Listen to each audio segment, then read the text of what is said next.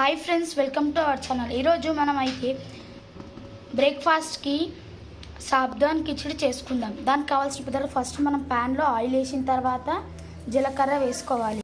దీని తర్వాత ఉల్లిపాయలు వేసుకోవాలి. తర్వాత బాగా కలుపుకోవాలి.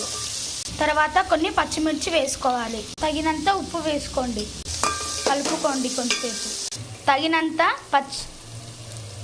కరివేపాకు వేసుకోవాలి. తగినంత పసుపు వేసుకోవాలి. తగినంత అల్లం వెల్లుల్లి పేస్ట్ వేసుకోవాలి. బాగా కలుపుకోండి. తగినంత పల్లీలు వేసుకుందాం. మనం కలుపుకున్న తర్వాత పల్లీలని 1.5 కప్పులు నానబెట్టిన సాబ్దాన్ వేసుకోవాలి. మనము సాబ్దాన్ కిచిడిని బాగా కలుపుకోవాలి.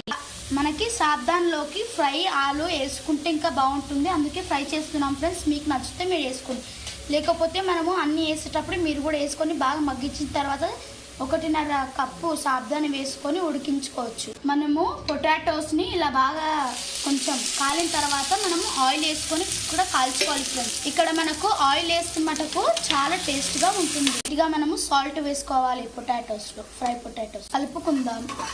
ఫ్రై చేసుకున్న పొటాటోస్ని మనం సాబ్దాన్ కిచిడిలోకి వేసుకోవాలి.